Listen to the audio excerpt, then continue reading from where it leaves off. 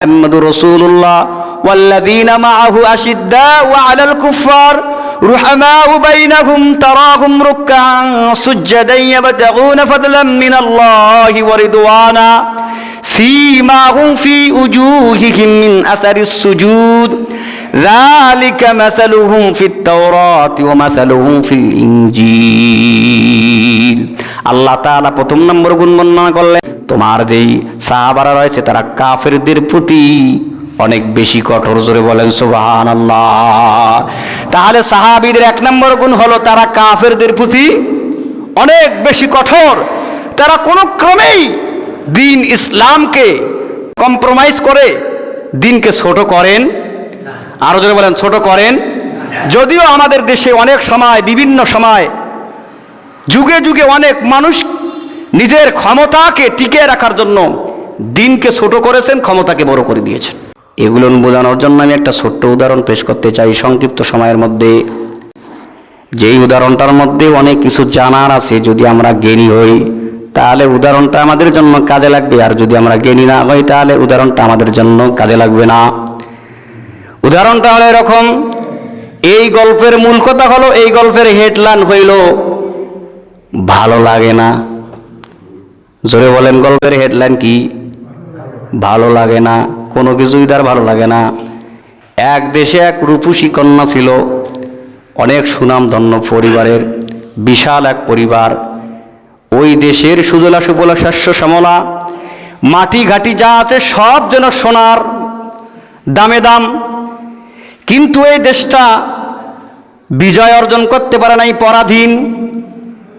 এই দেশে বসবাস করে ওই সুন্দরী রূপসী, এই সুন্দরী রূপসী, এত বেশি সুন্দরী রূপসী যার গুণ চারিদিকে বর্ণনা করে মানুষ, যার কারণে বড় বড় ফ্যামিলি থেকে, বড় বড় জায়গা থেকে জমিদাররাও ওই সুন্দরী মেয়েকে বিবাহ করার জন্য তার ছেলের নামে প্রস্তাব পাঠায় যে আমার ছেলেকে দিয়ে তোমার বিবাহ দেব। কিন্তু সুন্দরী রূপসী তার পরিবার কাউকেই মেনে নেয় না। সুজলা সুফলা শস্য শ্যামলা এরকম একটি দেশ, এত বড় একটা দেশের মধ্যে অনেক ধনী লোক আছে, অনেক সুন্দর সুন্দর ছেলে আছে, কিন্তু কাউকেও সে গ্রহণ করে না। এবার সবাই চিন্তা করলো, কিরে এই মেয়ে কি বিবাহ বসবে না? দেখে না, না বিবাহ তো বসবে, কারণ মেয়েরা তো অবশ্যই বিবাহ বসবে। কিন্তু মেয়ের মধ্যে একটা টান আছে, একটা লোভ আছে। সেটা হইল তার বাবা, তার 14 গোষ্ঠী যা আছে সবাই মিলে সে ওই যেই দেশ, এই দেশকে শাসন করে, ওই দেশের তাবেদারি করে। ওই দেশের মন্ত্রী পরিষদ থেকে শুরু করে সবাই তাদেরকে প্রাধান্য দেয়। তার মানে এই যে পরাধীন দেশটা, এই দেশের মধ্যে মানুষগুলো যারা আছে তারা চায় একটা স্বাধীন দেশ কায়েম করতে, কিন্তু ওই সুন্দরীর পরিবার চায় না যে দেশটা স্বাধীনতা অর্জন করুক, চায় না। এবার যখন এরকম সুন্দরী মেয়েটা চিন্তা করলো, আমি যদি আমার দেশের কোনো ছেলের সঙ্গে বিবাহবদ্ধ না আবদ্ধ হই তাহলে আমার ক্ষমতা থাকবে না, আমি বড় কোনো ক্ষমতার পাগল হতে পারবো না। পরিবার বলে না, না আমাদের এই দেশের মধ্যে যেই মানুষগুলো আছে তাদের মাধ্যমে তোমাকে বিবাহ দেওয়া হবে না, কারণ আমরা অমুক দেশের অমুকের ভক্ত। ওই দেশে যদি আমাদের দেশকে পরিচালনা করে, আমরা যদি তাদের সঙ্গে আরও সম্পর্কটা গাঢ় করতে পারি, আমরা যদি তোমাকে ওই জায়গায় বিবাহ দিতে পারি, তুমি একজন রূপসী কন্যা, তাহলে তাদের সঙ্গে সম্পর্ক আরও ভালো হবে। তাই সম্পর্ক ভালো হওয়ার জন্য প্রস্তাবের মাধ্যমে তাদের সঙ্গে বিবাহ হয়ে গেল। এখন এই দেশের মধ্যে মোড়লগিরি যা আছে সব কিছু এই মেয়েটা করে। তার মানে মেয়েটার তো একটা টার্গেট ছিল, আমি যদি ওই দেশের একজন বরকে বিবাহ করতে পারি তাহলে এই দেশের যা আছে সব কিছু আমার আয়ত্তে চলবে, আমার পরিবারের আয়ত্তে চলবে। এবার যখন বিবাহ বন্ধনের দিন চলে যাচ্ছে, এই যে সুজলা সুফলা শস্য শ্যামলা যে এই দেশটা, এই দেশের মাটি গাটি যা আছে সবগুলো কৃষকরা অনেক পরিশ্রম করে আবাদ করে, অনেক সুন্দর সুন্দর ফল তারা ফলায়, কিন্তু দেশের মধ্যে থাকে না, যা আছে সব কিছু লুটপাট করে ওই দেশে নিয়ে চলে যায়। তাই তো কৃষক বলেন, কামার বলেন, তাঁতি বলেন, চাকরিজীবী বলেন, সবাই ঐক্যবদ্ধ হইল যে না না না, এরকম করে চলতে থাকা যায় না। আমাদের দেশকে আমরা স্বাধীনতার একটা পিছনে আমরা ভূমিকা রাখতে চাই, স্বাধীনতা অর্জন করাবো। তাই ঐক্যবদ্ধ হয়ে ওই দেশের বিশ্ববিদ্যালয়ের সমস্ত যুবকরা মিলে সবাই ঐক্যবদ্ধ হয়ে ওই দেশটার বিরুদ্ধে তারা একটা সংগ্রাম শুরু করলো। এক পর্যায়ে সংগ্রাম করতে করতে করতে করতে তারা এই বিজয়টা অনেক সময় লেগে গেল, এমনকি অনেক লোক মৃত্যুবরণ করলো, লাখ লাখ লোক জীবন দিয়ে তারা দুনিয়া থেকে বিদায় হয়ে চলে গিয়েছে, শহীদ হয়ে গিয়েছে। যখন এই দেশটা বিজয় অর্জন করলো, বিজয় অর্জন করার পর তারা চিন্তা করলো আমাদের দেশের কোনো লোক কি তাদের হয়ে কাজ করছে কিনা, এজেন্ট হয়ে কাজ করছে কিনা, আমাদের দেশের কোনো লোক কি এই কাজগুলো করার কারণে আমাদের দেশটা এত মানুষগুলো মারা গেল, অবশ্যই কোনো না কোনো ষড়যন্ত্র ছিল। সবাই টার্গেট নিল ওই পরিবারের দিকে, যে এই পরিবারটাই তাদের আইনকে বাস্তবায়ন করার জন্য সমাজে কার্যক্রম করেছে। এটা যখন বুঝতে পারল, প্রথম ওই দেশের রাষ্ট্রপতি চিন্তা ভাবনা করলো, হায় হায়, এরাই তো আমাদের দেশটাকে ধ্বংস করেছে, এরাই তো আমাদের দেশের মানুষদেরকে ধ্বংস করে দিয়েছে। এক পর্যায়ে তারা বাধ্য হলো লিস্ট করতে, লিস্ট করে কিছু লোককে তারা দুনিয়ার জমিন থেকে বিদায় করে দিল, ফাঁসির মধ্যে ঝুলাইল। এবার এই সুন্দরীর পরিবার সবাই ভাবতে শুরু করলো, হায় হায়, আমাদের উপর এবার অত্যাচার শুরু হয়ে গিয়েছে। তাই তারা বিভিন্নভাবে কোণঠাসা দিয়ে তার পরিবার চলতে শুরু করলো। এবার এই দেশের লোকগুলো বলে, তোমরা আসলেই একটা মুনাফিক পরিবার, তোমরা দেশের কল্যাণ চাও নাই। এরা বলে, না না, আমরা কখনোই এটা করি নাই। বলে, যদি তাই হয় তাহলে আমাদের দেশের ভালোবাসা তোমাদের মধ্যে ছিল না। বলে, না না, আমাদের ভালোবাসা অবশ্যই ছিল। এবার সবাই চিন্তা ভাবনা করিয়া দেখলো যে এ তো ওই দেশের বউ, এর তো লিঙ্কটা হলো ওই দেশের মধ্যে। এখন যদি তুমি আমাদের দেশে থাকতে চাও তাহলে তাদের সঙ্গে কোনো রকম লিঙ্ক থাকা যাবে না, তাদের সঙ্গে কোনো রকম সম্পর্ক থাকা যাবে না। ওই স্বামীকে তালাক দিল। এখন তালাক দেওয়ার পর নিজের দেশের মধ্যে থাকে, হায় হায়, আমি ক্ষমতার জন্য আমি স্বামী গ্রহণ করলাম অন্য দেশের, কিন্তু এখন তো দেখি আমার স্বামী নাই, আমি এখন কিভাবে চলতে পারি। ক্ষমতা লোভী মেয়েটা এবার চিন্তা করলো কি করা যায়। তাই চুপি চুপি নিজের দলটাকে বড় করতে শুরু করলো। সবচাইতে বড় দলে পরিণত করার জন্য বিভিন্ন রকমের তাল বাহানা করতে শুরু করলো। ওই দেশের যিনি রাষ্ট্রপতি, হঠাৎ করে দুনিয়ার জমিন থেকে তাকে বিদায় করে দেওয়া হলো। এবার এই সুন্দরী ভাবলো, তার পরিবার ভাবলো, যদি আরো দলটাকে বড় করা যায় তাহলে ভবিষ্যতে কোনো একটা কিছু করা যাবে। আবার আরেকজন রাষ্ট্রপতি আসলো, আবার বিদায় হয়ে চলে গেল। এবার যখন বিদায় হয়ে চলে গেল, তাকেও দুনিয়ার জমিন থেকে বিদায় করা হলো। এবার নতুন করে ওই দেশের মধ্যে একটা নির্বাচন হবে। কি হবে, কথা বুঝতেছেন আপনারা? এবার নতুন করে ওই দেশে নির্বাচন হবে। এই পরিবার মনে করলো, আমরা তো বিশাল এক পরিবার, অতএব আমার মেয়েকে যদি আমি আবার এই পরিবারকে টিকায়ে থাকার জন্য আমার সুন্দরী রূপসী মেয়েটাকে যদি বিবাহ দেই কোনো এক নেতার সঙ্গে, তাহলে আমাদের ক্ষমতাটা টিকে থাকবে। এবার সবাই মিলে কি করলো, প্রস্তাব দিল।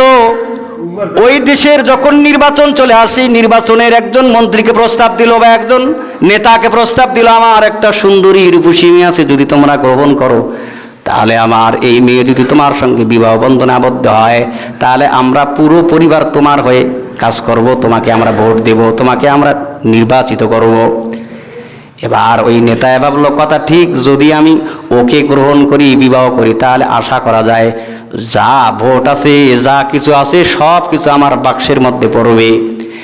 কিন্তু যখন বিবাহের কাজ সম্পাদন হয়ে গেল, ঠিক তার ওই পরিবারের ভোট পাইয়া যখন নেতা নির্বাচিত হলো, নির্বাচিত হওয়ার পর দেখে কি রে, তার বউয়ের স্বভাব তো ভালো না, তার বউয়ের তো চরিত্র ভালো না, যদিও সুন্দরী কিন্তু তার ভেতরে মাক্কাল ফল, ভেতরটা ভালো না, ষড়যন্ত্রের মধ্যে লিপ্ত থাকে। সে চায় যে তার ক্ষমতাকে বাস্তবায়ন করতে, আমাদের ক্ষমতাকে টিকায় রাখতে চায় না।